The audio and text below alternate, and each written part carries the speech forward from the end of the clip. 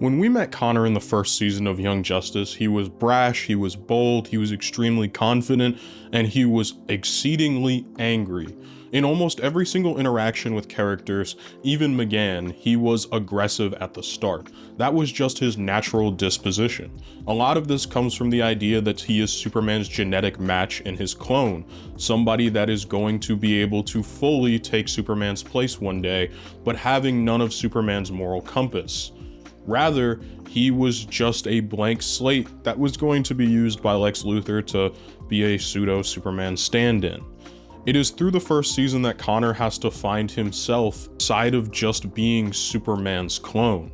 And we see that Connor has to do that by being deconstructed. When he learns that he doesn't have all of Superman's powers, it's a huge blow to his confidence. When he starts to have to learn how to reconcile with the people in his life, we see him start to get more in touch with his emotions. And one of the biggest leading factors to him growing as a person was through his relationship with McGann. A lot of his character growth was tied to that relationship, and it makes sense. McGann didn't see him as a Superman clone. McGann didn't see him as a mole or a traitor. McGann saw him as Connor Kent. So it was a hell of a surprise when we get to the second season and find no more than a few months before we pick back up with these characters that Connor and McGann have completely broken up. And as well, Connor has gone through a few fundamental changes as a character. No longer is he brash and overconfident, but rather a smart and calculating defender of the people around him. He is far more playing defense than he is offense, something that is a fighting style completely opposite to how he would have acted throughout a majority of the first season. We also see that Connor is extremely calm and relaxed. Extremely calm and relaxed, like relative to how he was in the first season. Connor has really come to find an inner peace within himself that is on display at almost all times through this season. Enough with this Earthlings thing. I'm half Kryptonian, and Miss Martian is Martian. You came here from Earth, did you not? Yeah, but we're not... Never mind. For me, it's the way in which Connor responds that shows that emotional maturity that he's recently gained. Connor last season probably would have pouted, made an angry face, or verbalized something mean as a retort. But this version of Connor is far more in touch with his emotions and far more in touch with the idea that this is a minor inconvenience and doesn't really need to be pouted about. So instead, he just moves on, like a regularly emotionally regulated person would. He just drops it. And that's something we see throughout a majority of this episode. And now I'll kind of bring in, for those of you who maybe haven't seen this season yet, or it's been a really long time, Connor and McGann and Beast Boy, yes, Beast Boy's in the show now, are all on a different planet because the Krolataeans, an alien species, are invading Earth seeking retribution on the Justice League for the Justice League being controlled by Vandal Savage and basically destroying their world and challenging anybody in the known universe to come fight them and calling themselves the Justice League. Little explanation over, it's Connor's interactions with the character of Alana, girl sitting next to him, that we get a deeper peek behind the hood of how Connor's been feeling. We get the reveal that he's the one that broke up with McGann for reasons he's not ready to share. We also get to hear about a lot of his personal insecurities. He's a clone, which means he doesn't age. While he's watched all of his friends grow up and get older, he will forever look 16 until the day that he dies. And he'll probably outlive a lot of his friends as well due to the fact that he's just so much younger than they are on a biological scale. Connor feels the weight of all of this, and it bothers him tremendously. As well, the breakup with McGann isn't exactly doing wonders for him. Although we do see that he still cares for her greatly throughout this episode, he can't love her the way he wants to or the way he used to, and we're shown the very reason why during this episode. McGann, what did you... Never mind that now. We have to get back to Earth. The driving force for why Connor and McGann broke up comes down to how McGann uses her powers. When we see McGann throughout a lot of the first season, we see that she uses her powers fairly responsibly. She's extremely powerful, she's somewhat new to them, and she's trying to learn. It is hinted that multiple times that she's far stronger of a telepath than Martian Manhunter ever would be. And that strength comes to be the very thing that would ruin her relationship with Connor. She does not care at all about the villains that she is going to use her telepathy on. Unlike John, she is not gentle. Whereas John is using a scalpel and precision, she's just busting down the door with a giant jackhammer or taking a chainsaw to the proverbial brain and psyche of any villain that she sees. She leaves them catatonic. They are literally a vegetable. That is how McGann is leaving each and every person that she finds as she tries to extract information from their minds. She doesn't care what class of criminal it is, what their crimes actually are, or if their crimes have even been committed. If she needs the information and you have it, she will extract it from your mind, and she will not do it gently. She doesn't even attempt to try and use her powers anymore the way in which John does or the way in which she used to. It is straight to the bludgeoning because that is faster and that's more efficient. And what matters to her is efficiency in being a better hero. It's so uncannily paralleled to Simon, a person that she hates, a person she doesn't want to be like, and Superboy recognizes this. Ultimately, he does not choose to report McGann, but he does decide to break off the relationship. He can't be with somebody like that. And there's another reason for this breakup, but I feel it's more poignant to talk about it when it gets brought up. And while that whole situation is really messed up, there's at least something really good that comes out of this time skip for Connor outside of his personal growth and emotional maturity. It's his relationship with Superman. When we meet Connor and Supes in the first season, and people like to say how uncharacteristic of Superman this is, Superman doesn't accept Connor in the slightest. As a matter of fact, he is very distant with Connor. He doesn't want any responsibility or anything to do with him. He does not view Connor as being his son, let alone his brother. And while I can fully understand that, I can understand why Superman doesn't want that, it was definitely a little bit weird for a character like Superman to not accept his clone. But maybe that's because he knows where his clone came from, being half Luthor, half Superman. Eventually though, Superman does come around to this, and we get to see that throughout this second season, and it's genuinely beautiful. We get to see that Connor is accepted as Con-El and is given a relationship with Superman, not a fatherly one, but rather one of brotherhood, which I think totally makes more sense considering that Superman was fairly young in the show when Connor was already made, so it makes more sense for them to have that brotherly relationship. Gunn, however long it takes to clear our names, Con-El. But we will be back, little brother. The next episode where Superboy plays an actual prominent role has to do with his feigned involvement of Interpol potentially bomb smuggling and getting technology off-world. You'll remember them as the same people who were smuggling the sphere onto the Earth during the first season of the show. And while Superboy does want to investigate them, let's also call a spade here. He doesn't really want to be around while Gunn and McGann are having a gigantic love fest between the two of them, and it's clearly obvious even to someone like Blue Beetle. But Connor is, again, he's more emotionally open, so he's willing to let Blue Beetle in not only on his plan, but also on a little bit of the troubles he's going through with his relationship. Connor is very, very open now, and it's wonderful to see from him being so guarded previously. And we see this through Superboy's empathy, something that he showed rarely in the first season but now is often on display in a multitude of episodes. Specifically when it comes to the revival of a Palaxian, Husk, which has been revived by a mother box thanks to the Interpol gang, and it's essentially become a living being of energy.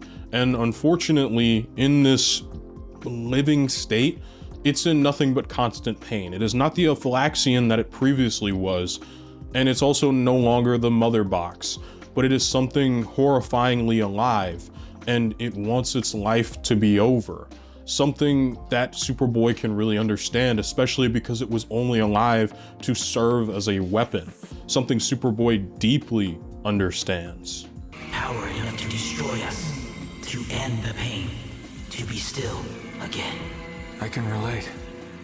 I mean, We can help you. I think this episode is a really great look at Connor, and especially a look at his empathy and the way in which he views other beings that are similar to him. I also think it does a phenomenal job of setting up his character turn and arc in season 3, where he is publicly being a genome and acknowledging his heritage. I also think that is a really cool thing that is, the seeds are being planted in this. And well, that's all nice and good. I did promise that I would talk about the other reason for Megan and Connor breaking up, and I think it's about time that we get there. In the 7th episode of this season, we're put on full blast as to why Connor had broken up with Megan. We have been getting hints, we have been getting the idea that Megan just completely mind destroys anybody in front of her. The real factor that led to their breakup was the way Megan abused her powers against Connor. Connor has already had a troubled history with mind control. Something that we had seen during the first season was genomes controlling his mind, something that he hated, to the point that for a while he didn't want to let Megan into his mind for fear of her taking it over or doing something horrible. That is a piece of trauma that Connor carries, one that Megan helped break down, to the point where her touch in his mind was soothing. It was this great experience that the two characters shared. It was a deep bond. It was part of their love. And Megan turned that against him. How could you think I wouldn't recognize your touch inside my mind? Didn't you know what that touch meant to me? And to have you perverted like that.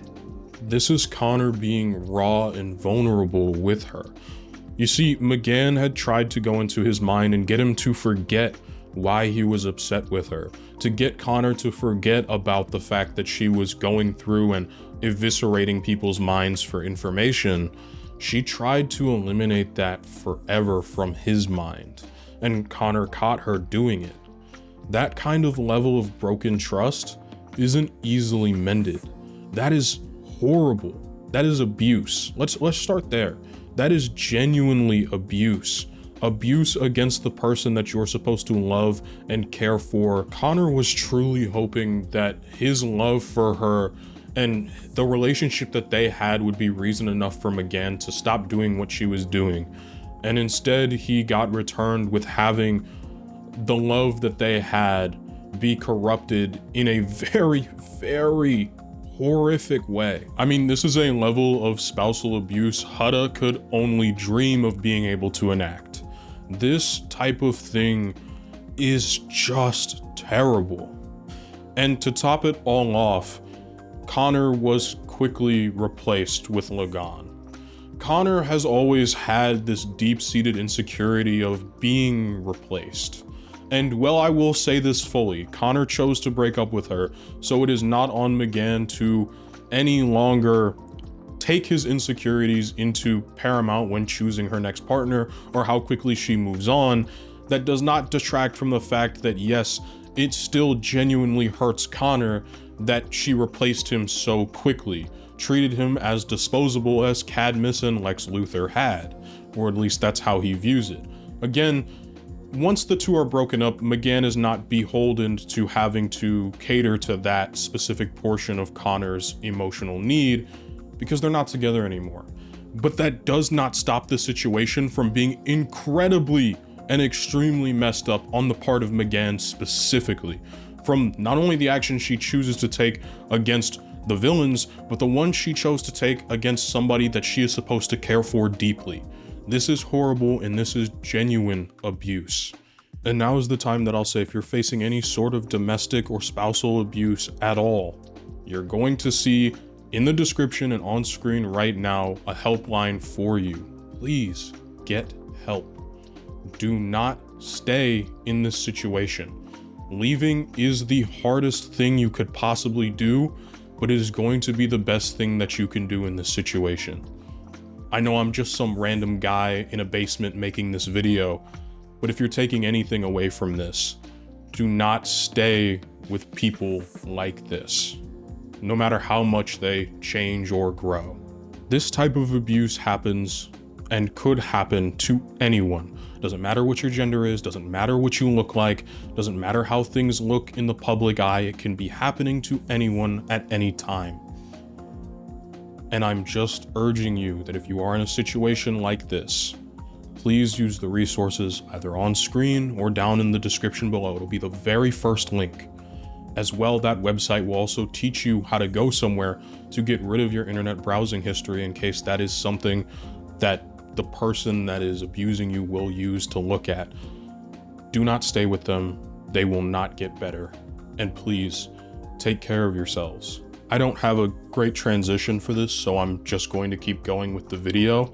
The very next thing Connor has to experience after having that blowout argument with McGann and rehashing their failed relationship is the faux death of Artemis. We know Artemis isn't dead, but the entire team believes it to be, as Nightwing is using her as an undercover operative to help Calder, who's also undercover and pretending to be a bad guy.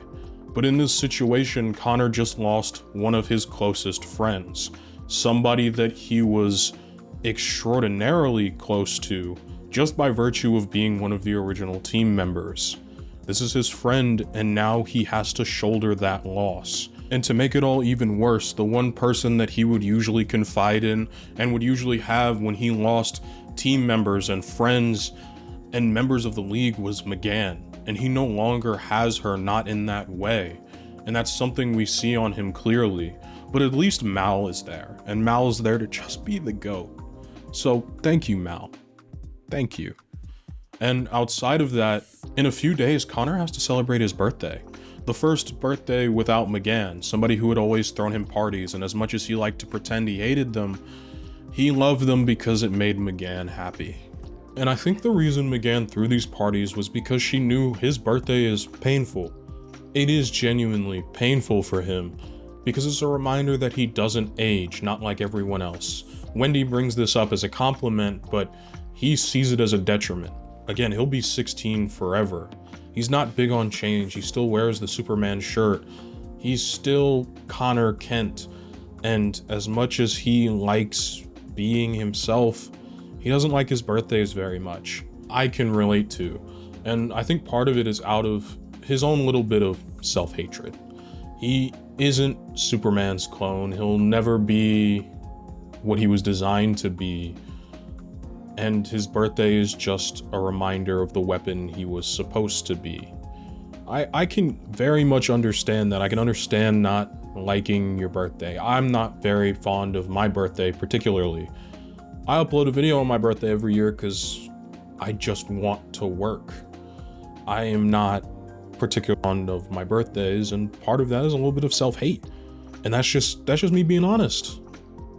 It is getting a lot harder for me to be honest like that now because I'm on screen. I have people recognize me on my college campus.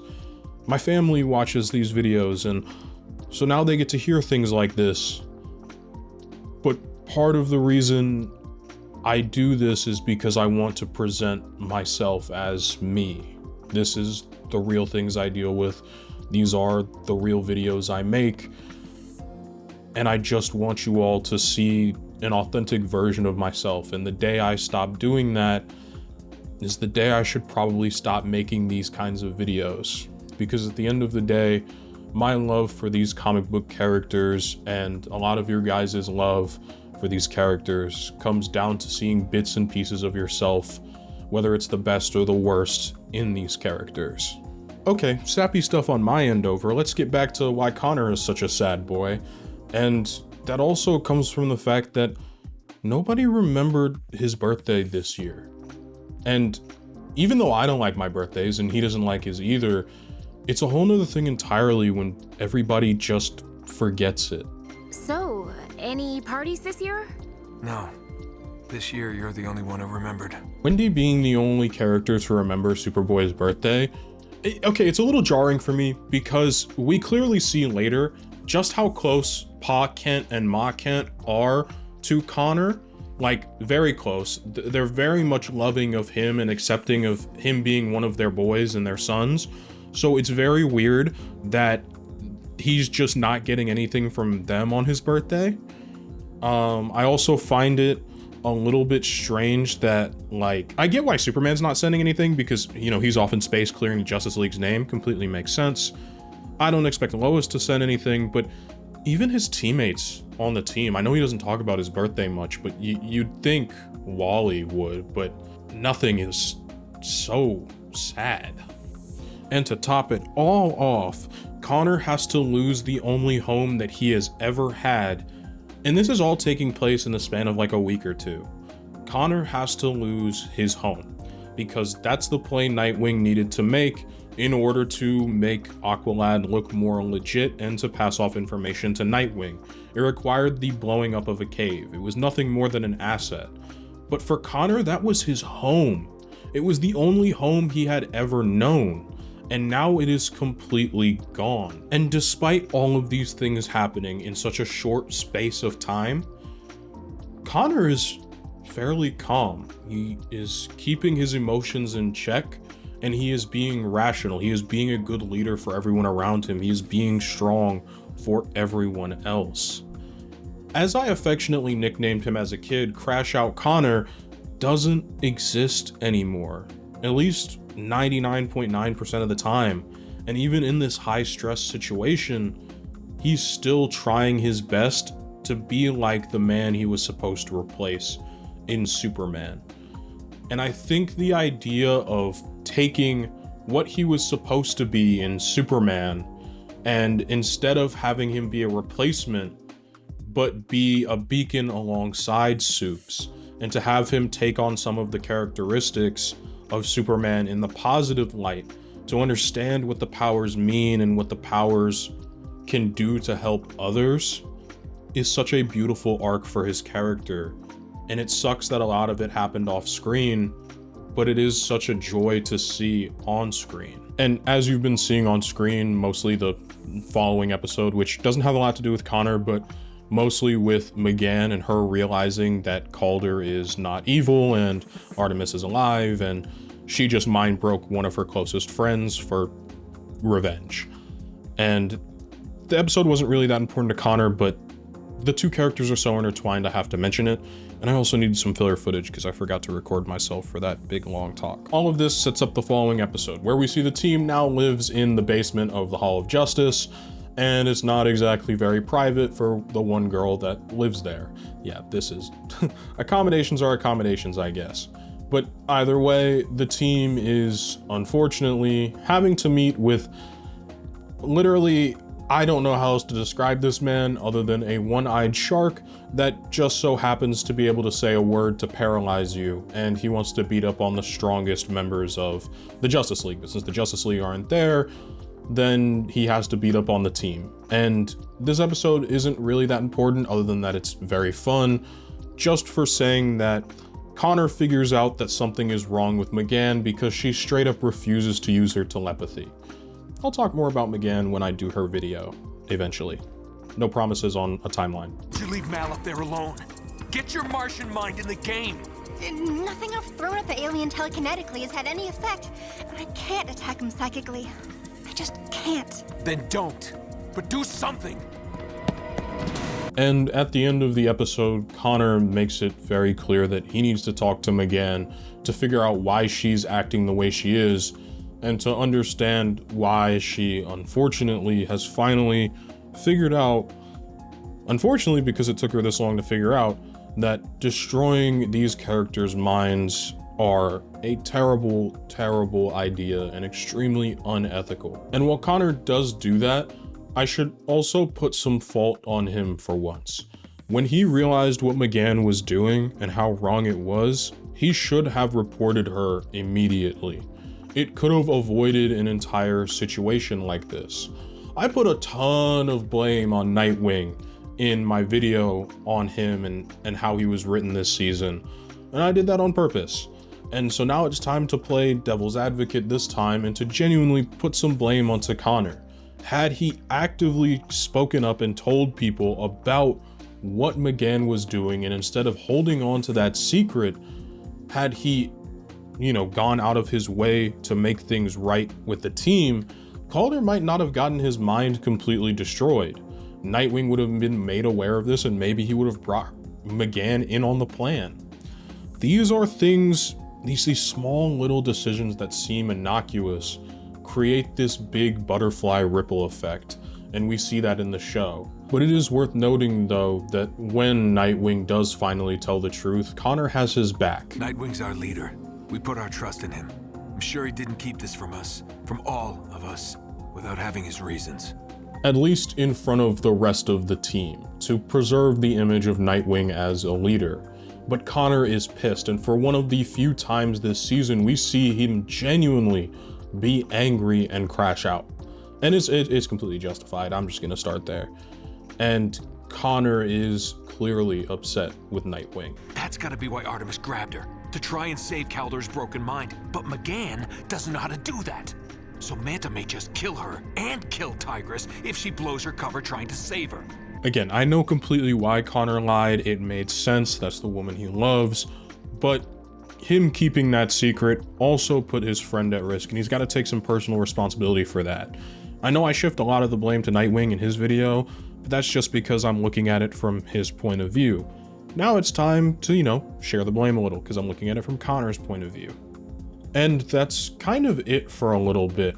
For all intenses and catchphrases, which is only about 25-ish minutes late, Connor only seems to be around as Muscle, and I'm not saying that's a detriment. He's had a lot of great episodes exploring him and McGann as characters, and the later half of the season, I would argue, is more focused on McGann's development and her dealing with her own things, which is great, but this episode has almost nothing to do with Connor. As a matter of fact, he spends like 2 episodes on ice because of the whole World War saga, and so, War World shows up, they beat Mongol, and unfortunately, because of Arsenal being extraordinarily reckless, they all get captured and put on ice. And Connor is surprisingly calm throughout all of this, especially at Arsenal's recklessness. He probably sees a little bit of himself in Arsenal because boy was Connor reckless, but he wasn't dangerous with other people's lives. He was more so dangerous with his own.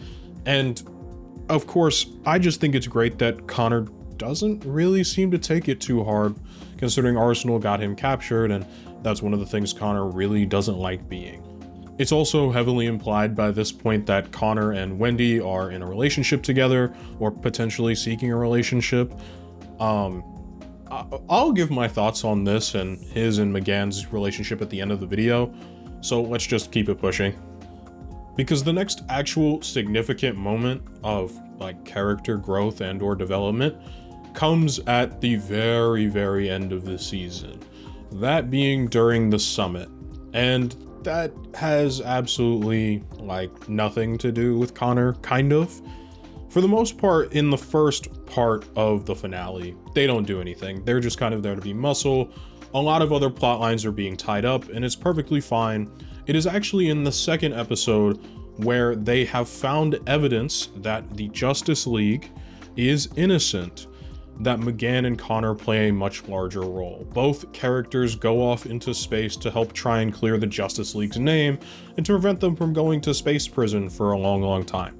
When I say the Justice League, I tend to mean the main 5 to 7 members, not really the extended familial of the Justice League.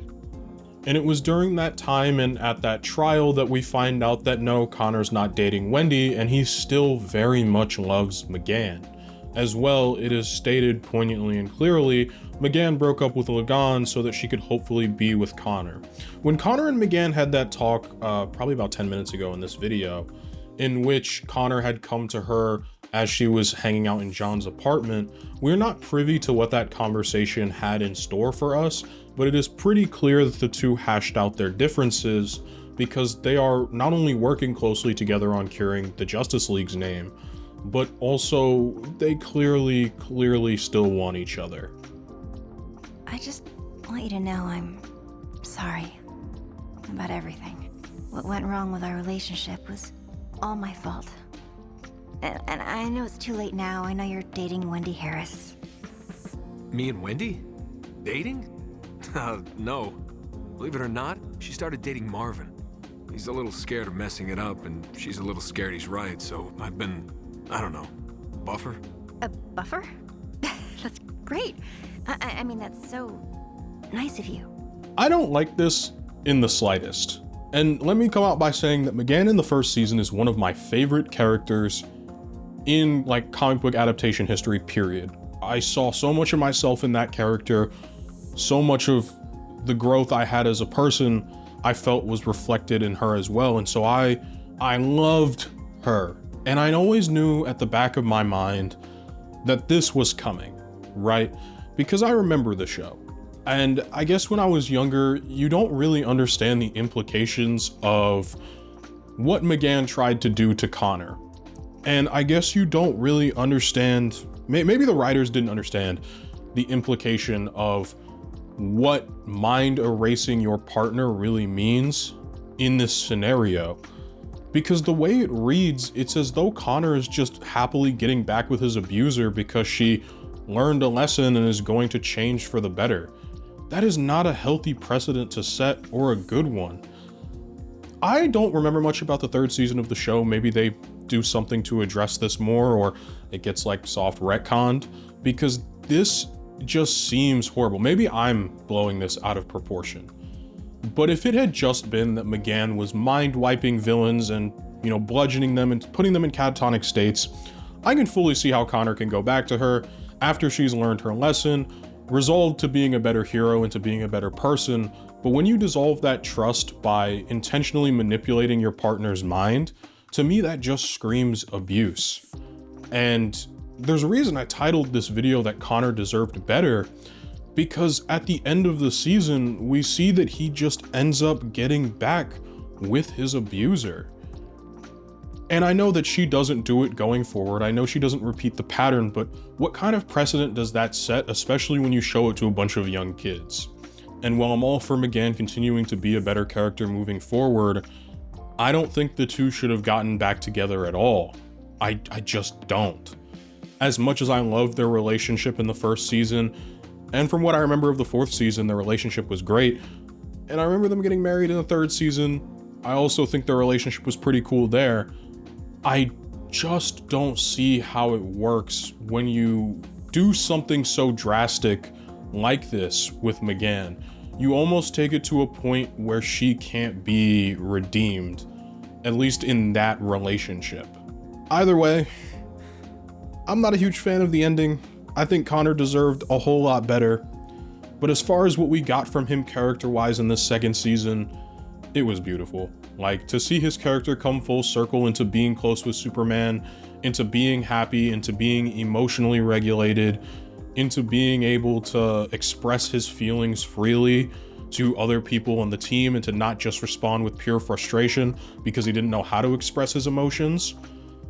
That was beautiful character growth, and I think for the most part the second season did Connor extreme justice, especially considering he's basically a completely original character for this show.